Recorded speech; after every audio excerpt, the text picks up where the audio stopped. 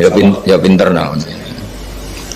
Ya, karena kalau tanpa penjelasan seperti ini Anda akan iskal. Bagaimana Allah iskal itu janggal, bagaimana Allah mengatakan iya karena butuh. Kan jadi aneh ya?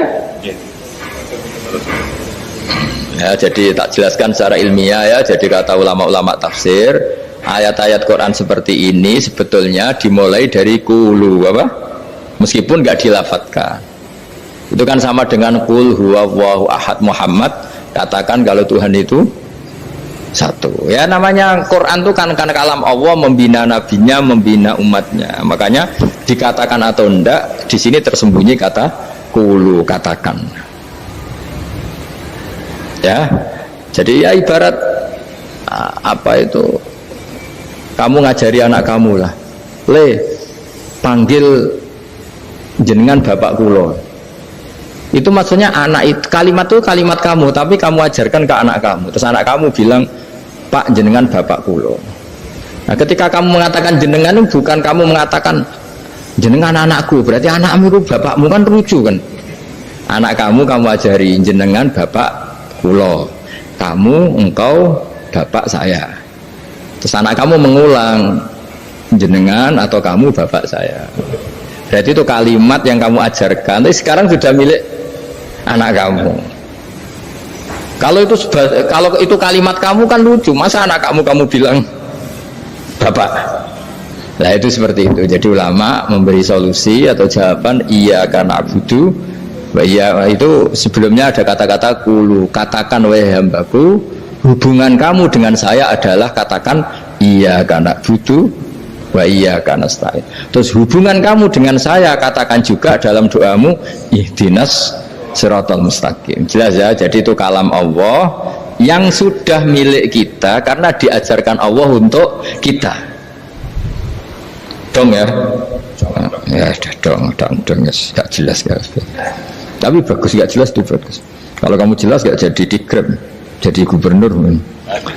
Min azimi fadliha kasratu asma'iha wa fadail ukhra. Ini cerita dramatisnya surat Al-Fatihah. Qala Abu Hurairah radhiyallahu anhu inna iblisa ranna khina unsikat Al-Fatihah. Jadi iblis itu begitu kesakitan. Ini kitab Abwaabul Farad karangannya Syekh Muhammad Alawi, juga kutipan dari beberapa kitab. Yang jelas beliau sendiri juga ngutip dari beberapa riwayat di beberapa hadis. Halaman 1, 2, 3. Ketika Fatihah turun itu iblis kesakitan. Kayak orang sakit gigi lah, tersiksa sisanya karena turunnya surat apa? Al-Fatihah. Artinya kalau Anda baca Fatihah dijiwai, maka Anda melemahkan setan, melemahkan iblis. Wa qala Mujahid, khina unzilat Fatihatul kitab ronna fastama indahu asyayatin. Jadi ketika Fatihah itu turun, iblis itu terkapar lah kira-kira, sampai dijenguk banyak setan. Itu mana di ICU lah kira-kira gitu kalau sekarang itu. Entah Covid entah enggak tahu, pokoknya di ICU sampai dijenguk banyak setan. Enggak tahu bawa apa enggak tahu, pokoknya dijenguk banyak setan. Mana yang nyangoni karena ini apa? Ketuanya apa? Pingsan, sakit. Di iblis itu sakit sampai dijenguk anak buahnya setan-setan. Ya semoga kalian semua tidak kenal setan. Kalau kenal berarti teman, apa? Wa qalu misla dzalik wa qala lahum laisa mimma taquluna syai'un walakin unzilat suratun laisa ajruqa ilya illa an harramallahu alaihi nar jahannam. Saya ini bukan sakit fisik kata iblis. Kamu tidak usah jenguk saya, datangkan dokter terbaik, tidak usah. Saya ini tidak sakit fisik. Saya ini sakit karena ada surat yang diturunkan, yang pahala yang melafatkan surat itu pasti selamat dari neraka. Padahal misi terbesar saya ini supaya manusia masuk neraka. Sekarang punya tamengnya. Mulai pusing kan? Ya seperti orang lah, goda sampeyan ternyata sampean setia, itu kan pusing. Nah ternyata tidak setia, itu yang akhirnya ribet kan itu. Jadi iblis itu cita-cita terbesarnya kan semua orang itu masuk neraka. Nah sekarang turun satu surat yang gara-gara surat itu siapapun yang baca dijamin selamat dari neraka. Jadi walakin unzilat suratun laisa ajruqa iliha illa an harramallahu alaihi nar jahannam. Karena jadi dia shock lah itu. Kalau orang di Jawa itu bilang shock. Aduh sial nasib saya ini umat nggak bisa saya goda lagi karena punya tamengnya tadi punya. Qad batala kaidukum wa makrukum. Rekayasa kalian sekarang itu tidak ada gunanya semua. Nah, ini alhamdulillah di Indonesia kelihatan kan banyak yang miskin, banyak yang susah. Tapi selagi mereka masih sholat, tuh keinginan mencari halal itu masih tinggi. Kayak apa kita di tengah kota, jauh dari anak istri, jauh dari tetangga. Biasanya kalau orang jauh dari anak istri, tetangga kan sakar PDW. Tapi yang soleh masih banyak, sudah jauh dari keluarga tetap lurus. Loh, kalau yang dekat lurus kan wajar, konangan wong akeh kan. Ini sudah jauh masih lurus. Nah ini nggak lepas dari barokahnya surat apa? Surat Fatihah tadi. Jadi karena ada surat yang menjamin pelafalnya atau qailiha terbebas dari api neraka. Wa qalat as-sayatinu lahu is ayyusa'in ta'muruna ya maulana. Faqala lahum idhabu wajtahidu hatta tukhfilu qulubahum hatta la yaqulu hadhihi surah. Lalu kita gimana? Jari para setan begitu. Lalu kita gimana? Terus kata iblis, sudah bikin mereka lupa sehingga tidak baca lagi. Selagi masih baca kita pasti keok. Jadi kalau sampean sudah jarang baca Fatihah itu berarti sudah bagian dari kemenangan apa? Iblis. Jadi kalau sampean sudah jarang baca Fatihah itu berarti bagian dari kekalahan Anda, kemenangan iblis. Masih sering baca? Alhamdulillah. Berapa kali? Pertama kali sholat. Terus apa lagi? Ya, kalau ngajarin itu juga saya juga Kok 5 kali tok itu? Berarti pas sholat fardu tok itu? Enggak 5 kali itu mendingan itu 17. Kamu itu ngitungnya jangan 5 ini. 5 waktu aja. 5 waktu itu berarti lumayan lah. Berapa? 17 ya? Ya. 17 ya? Ya. 17. Tapi kalau makmum tuh sering separuh kan, apalagi makmum tarawih. Ya kan? Makmum tarawih itu bacanya Fatihah ada yang sempurna enggak ya? Ya enggak lah. Baru alhamdulillah rabbil alamin mampu ruko ikut ruko ini gitu. Makmum kan yang tarawih teman. Kalau tarawih jarang sempurna ya. Fatihahnya itu. Kan imam sudah ruko. Kamu bacanya Fatihah sampai mana tuh? Baru setengah ya. Ya paling pas tarawih aja kan enggak sempurna ya. Apalagi kalau imamnya sing kilat tuh waduh malah. Nah ketika Fatihah itu sebegitu keramatnya, sebegitu topnya, itu setan rapat, singkat cerita itu yang tadi dipimpin oleh iblis yang sedang terkapar apa? Terus tali obatnya nggak ada, cuma dia shock karena ada surat yang turun yang melafatkan itu pasti selamat dari apa? Neraka. Nah ini gimana saran Anda? Terus sarannya adalah bikin orang-orang itu lupa, tidak baca Fatihah.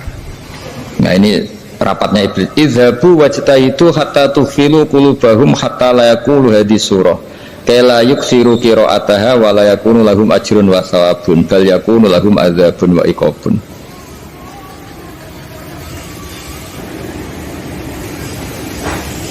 Jadi saya mohon selama ini Anda sudah baca, tapi mungkin hanya rutin saja. Napa rutin saja? Jadi barokahnya ngaji ini kamu punya kekuatan atau punya semangat membaca karena ini surat yang luar biasa. Ibarat gini, kalau sampean tanya, saya juga sering mikir, masa Gus hanya surat kok punya kekuatan seperti itu?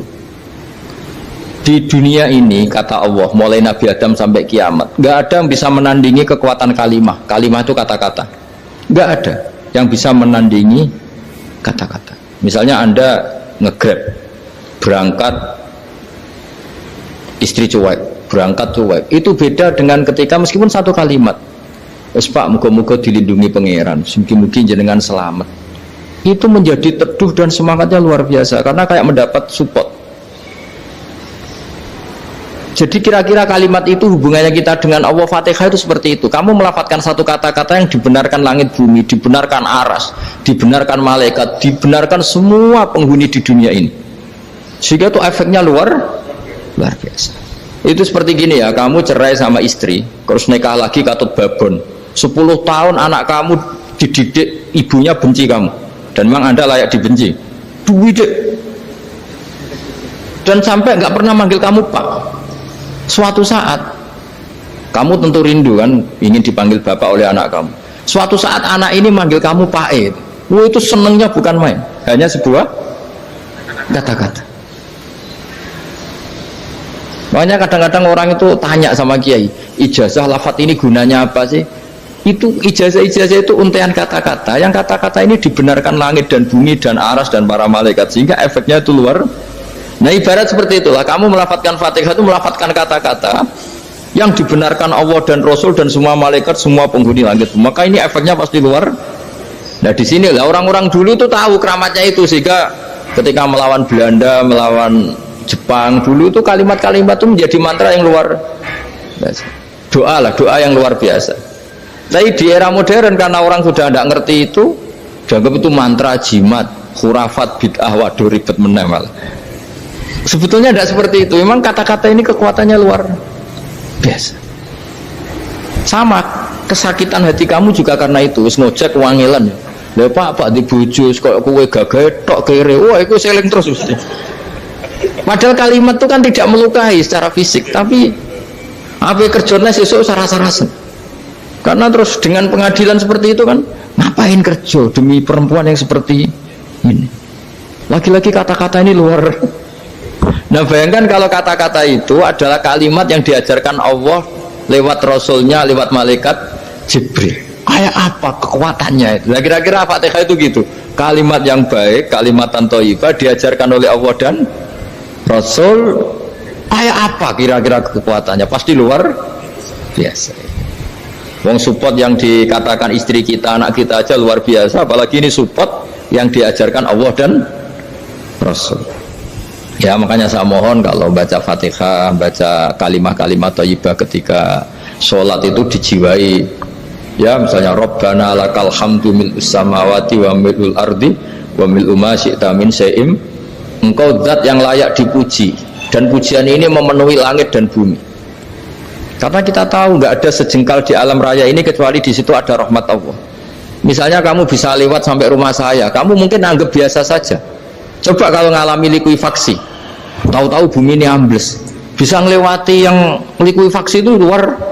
Tanyakan orang pernah ngalami likuifaksi di Sulawesi, itu melihat bumi bisa diinjak gak ambles itu, wah luar. Sama nggak ngalami itu sehingga lewat bumi ya biasa aja. Coba kalau ngalami seperti tidur, biasa aja. Coba kalau ada gempa, bahwa bumi tenang ini sudah nikmat yang luar biasa. Masa kamu ngaku nikmat nunggu digituin? Ya kan? Nah, makanya baca Fatihah dijiwai lah, bahwa ini kalimat yang luar biasa. Nah, saya teruskan ya. Warwa Muslimun fi sahihihi an Ibnu Abbas radhiyallahu anhuma annahu qala bainama Jibril alaihi salam qaidun dan Nabi itsami anaqidan min fawqih farofa ar-ra'sa fa qala hadza babun minas sama futihal yawma lam yuftaqadhu ilal yaum fanazala minhu malakun fa qala hadza malakun nazala ilal ardi wa lam yanzil qattu ilal yauma fasallim wa qala abshir binuraini qad utitahuma lam yu'tahuma nabiyyun qablak fatihatul kitab wa khawatimu suratil baqarah. Jadi suatu saat Jibril ini jagongan kira-kira gitu sama Rasulullah, tahu-tahu langit itu gemuruh. Langit gemuruh, kata Jibril, terus semuanya ngangkat kepala ke langit. Ini pintu langit baru ini dibuka, yang sebelumnya tidak pernah dibuka seperti ini. Turunlah malaikat, yang malaikat ini pun malaikat spesial, yang nggak malaikat murahan lah kira-kira gitu, yang nggak pernah turun ke bumi kecuali juga saat itu, dengan penyambutan yang luar biasa, dengan semuanya tidak pernah terjadi, hanya karena bahas surat Fatihah. Jadi ini surat yang luar biasa, pengawalannya lewat malaikat yang spesial, nggak pernah turun di bumi kecuali saat itu, penyambutannya juga nggak pernah seperti itu, baru seperti itu. Jadi semuanya itu spesial. Nah kenapa ini spesial? Karena di situ ada isi puja-puji kepada Allah Subhanahu wa Ta'ala, ada ikrar kita alhamdulillah rabbil alamin ar-rahmanir rahim. Ikrar ini penting. Kalau contoh paling gampang gitulah, kamu punya istri selama ini cerewet terus, suatu saat ngomong, Pak, tak angen-angen rawono wong lanang koyo sampeyan. Wah, itu langsung tidak ada lelaki sebaik engkau. Itu sama senengnya, masya Allah, karena ada ikrar dari seorang istri ke kamu. Nah, bayangkan kalau ikrar kita sebagai hamba diakui oleh Allah Subhanahu, maka ikrar ini akan dicatat sebagai kebaikan kita yang kita panen nanti di akhirat. Karena ada ikrar. Kita ikrar bahwa alhamdulillah rabbil alamin, kita ikrar ar-rahmanir rahim, kita ikrar maliki yaumiddin, kita ikrar iyyaka na'budu wa iyyaka nasta'in. Ya, sampean misalnya jadi orang Indonesia, ketemu orang Indonesia yang makmur di Jerman, terus lupa Indonesia. Kamu orang Indonesia, enggak, saya enggak orang Indonesia. Mangkel gak kira-kira? Mangkel. Karena salah ikrar kan gitu. Ya, jadi saya mohon jangan anggap kalimat itu hal yang biasa, tapi luar biasa. Nggih, ngoten mawon. Assalamualaikum warahmatullahi wabarakatuh.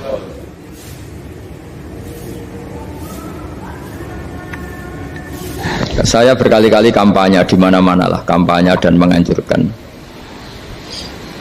Di antara catatan dalam Suhufi Ibrahim wa Musa kan ada kan di Quran itu yang dinamakan lampiran-lampiran wasiatnya Nabi Ibrahim dan Nabi apa? Musa. Itu di antara catatannya begini. Orang yang punya akal itu adalah orang yang bisa menikmati sesuatu yang baik.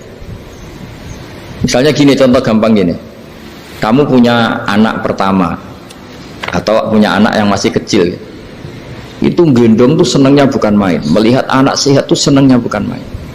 Mungkin saat itu banyak orang yang sedang maksiat dengan perempuan nakal atau dengan teman-teman nakalnya yang nganggap seperti itu tidak nikmat. Tapi andekan ini ditimbang ya ditimbang. Yang maksiat betulan misalnya paling ukuran bahagianya itu 70%. Tapi yang ini, yang nimang anak baru lahir atau masih kecil, corong Jawa ngeloni anak, bisa saja bahagianya itu sampai 100%. Artinya selama ini kesalahan kita adalah nganggap maksiat itu pasti menyenangkan dan taat itu tidak menyenangkan. Makanya saya berkali-kali fatwa, untuk melawan kenikmatan maksiat, orang harus terbiasa menikmati taat, menikmati kebaikan. Jangan kira kita nimang istri nikmat, nimang anak nikmat, ketemu teman yang lama tidak ketemu juga nikmat. Artinya kita akan melewati berjam-jam untuk jagungan sama teman, sama anak, sama istri.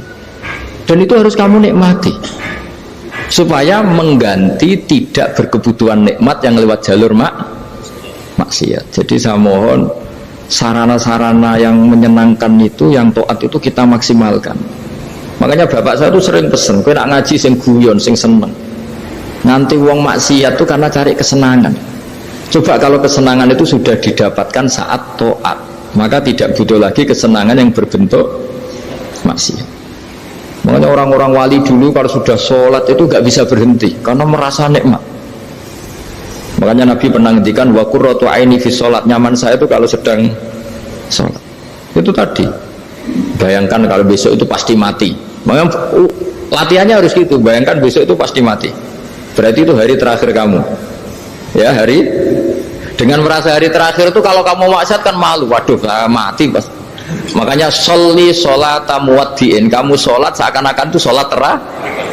Dan bayangkan akhirat itu wa'mal li akhiratika ka'annaka tamutuhu, dan bayangkan akhirat itu besok kamu mati. Sehingga ketemu istri ya seneng karena ini pertemuan terakhir, ketemu anak ya seneng ini pertemuan terakhir, sholat juga tenanan karena ini sholat terakhir. Sehingga kalau mau maksiat tuh takut, jangan-jangan ini kehidupan saya terakhir kok tak pakai seperti ini. Nah, jadi di antara resepnya itu apa tadi? Nganggep ya ibadah itu menyenangkan. Nah, gitu. Pinter.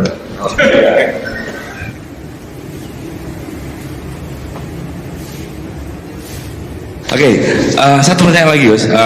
Ini ada pertanyaan dari teman-teman mitra driver Grab. Saat mengantarkan barang, tiba-tiba azan waktu sholat, ya, Gus. Lalu kita sebagai driver harus sholat dulu atau menyelesaikan orderan dulu, karena itu juga amanah kan orderannya itu. Mungkin nganter barang atau mungkin nganterin penumpang. Mengingat barang tersebut sudah ditunggu pemiliknya dan penumpang tersebut juga sudah ada janji yang lain, pokoknya gitu. Nyuwun pencerahannya, Gus, gitu. Begini ya, ini kan fikih sosial ya. Saya jawab, ini memang harus pakai fikih, nggak pakai rasa. Saya ulang lagi, pakai fikih, nggak pakai rasa. Waktu sholat itu kan banyak ya, diantaranya maghrib dan isya, duhur dan asar, terus subuh sendiri. Ya, ben sampean belajar fikih, orang belajar tasawuf ya. Nah, kalau subuh itu tidak ada toleransinya kalau waktunya sudah tinggal 10 menit karena tidak ada jamak. Ya, tidak ada apa? Jamak. Sehingga misalnya kalau kamu ngojek waktu tinggal 10 menit ya harus sholat. Tapi kalau sekedar dengar azan Ya, ini penanyanya kayaknya itu teman kamu, jadi fikihnya kayak kamu, nggak jelas. Adzan itu kan bukan akhir waktu sholat. Adzan itu bukan akhir waktu sholat, tapi awal sholat. Itu udah harus supir Grab, udah harus supir Gojek. Meskipun kamu makan ada adzan ya teruskan saja, kan udah akhir waktu sholat.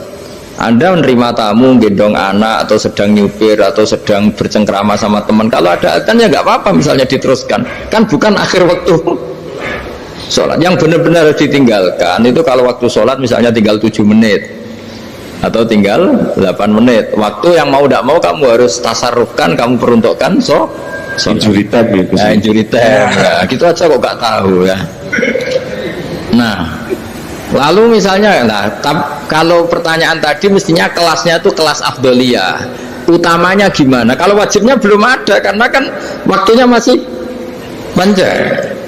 Jadi pertanyaannya bukan wajibnya tapi sebaiknya, karena ini semuanya belum mendesak kan. Andai kan kamu teruskan nganter barang kan tidak ada jaminan waktunya habis. Padahal kalau kamu memaksa sholat, mungkin citra kamu sebagai supir Grab tidak baik karena dianggap mengabaikan konsumen. Nah, terus kedua menyangkut jarak. Oke, seperti itu. Nah sekarang kalau pertanyaannya dibalik, makanya yang dibalik ini agak ribet. Waktu sholat tinggal 8 menit. Ada konsumen yang minta diantarkan saat itu dan acaranya ke mall happy-happy. Maka fatwa kita sebagai ahli fikih, ya tantang saja, saya mau sholat dulu. Kalau nggak sabar ya silakan cari yang lain. Kalau acaranya ke mall. Tapi kalau acaranya kelahiran atau transfusi darah atau mau nganterin darah ke pasien yang sudah koma, maka kita langsung, karena ibadah sosial itu didahulukan mengalahkan ibadah yang haknya Allah, karena Allah itu zat yang tidak butuh ibadah kalian.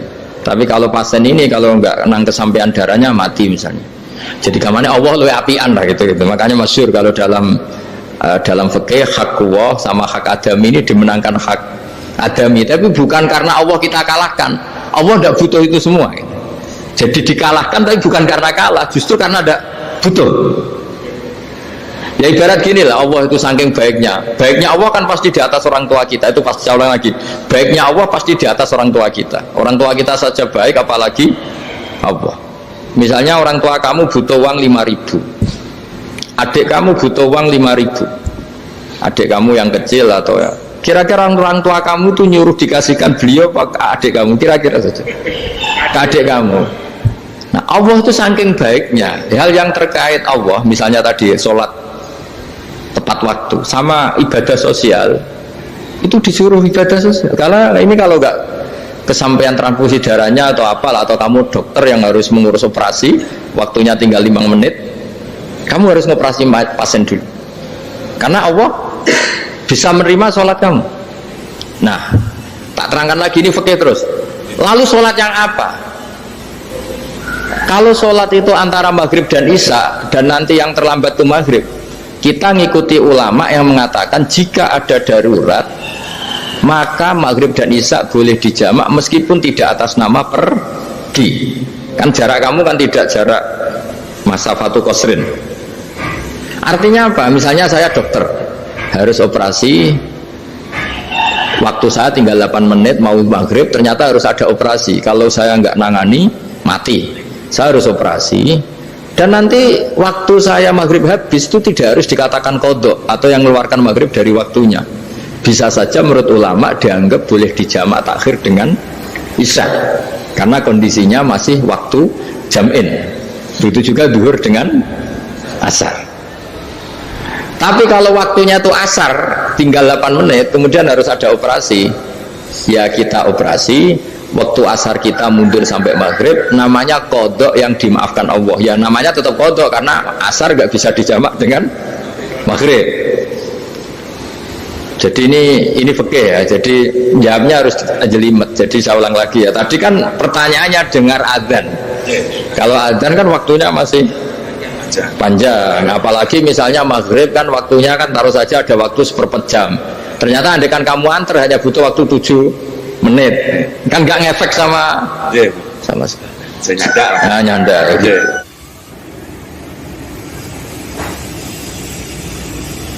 kalau ada driver dapat orderan food nganterin makanan tapi makanannya non halal itu bagaimana pripun? Nah makanya itu tadi kamu tahu betul kalau itu non halal loh. Kalau itu sudah tahu pasti non halal. Nah, iya, daging Tyrannosaurus nonton mungkin. Makanya tadi itu memang PR kita di semua profesi. Saya ulang lagi, itu PR kita di semua profesi. Jadi ya itu makanya pentingnya istighfar tuh di situ tuh sudah kita sebagai ulama menghalalkan tidak mungkin, mengharamkan kamu juga demo, ini pekerjaan bis gitu. Tapi yang jelas itu tidak bisa dihindari. Ya sama lah seperti orang di bis itu. Kadang-kadang kan didoain semoga semua penumpang hasil ke tempat masing-masing, dan kalau ada copet berarti kan doain copet juga hasil tujuannya. Jadi di semua profesi itu resikonya. Makanya tadi saya bicara tentang fikih. Kaidah umumnya menolong maksiat itu bagian dari maksiat, menolong taat itu bagian dari taat. Mau tidak mau harus ada hukumnya. Setidaknya barokahnya tahu hukum. Kalau kita salah belum istighfar gitu, sudah salah nggak merasa salah itu. Jadi barokahnya tahu hukum itu paling enggak kan kita ya istighfar lah. Kan ya tadi seperti paket misalnya, kan ada saja orang paket yang jelas-jelas barangnya itu haram, tapi atas nama profesionalitas kan mungkin tetap dikirimkan, tapi barokahnya ngerti hukum dia istighfar. Nah tapi karena kalau kita menyarankan sudah ada usah pekerjaan yang lain banyak nanti kan rai-rai potongan tawakal jika ada ngono kan ya repot tuh. Nah kalau kita kiai guys gak apa-apa terus pangeran suge menurut sampean saya ternuntut Gus saya karena fatwa jenengan saya sekarang miskin, ini gimana pertanggung jawabannya, ya ribet kan. Tapi saya ulang lagi, itu seninya ngelola kehidupan semuanya seperti itu. Jadi makanya kita nggak pernah berhenti berdoa Rabbana dzolamna anfusana, karena dalam sisi semua hidup kita pasti ada unsur nggak benernya gitu. Ya saya ulang lagi, pokoknya kaidah umumnya itu menolong taat itu ya ikut bagian dari taat, menolong maksiat ya bagian dari maksiat. Tapi ya tadi ya kita harus istighfar kan. Cuma tadi yang jelas-jelas maksiat dan kita tidak tajassus. Saya ulang lagi, tidak tajassus itu neliti wong nanti jelimet. Jadi misalnya ada perempuan mau ngojek ke sini ya diantar saja.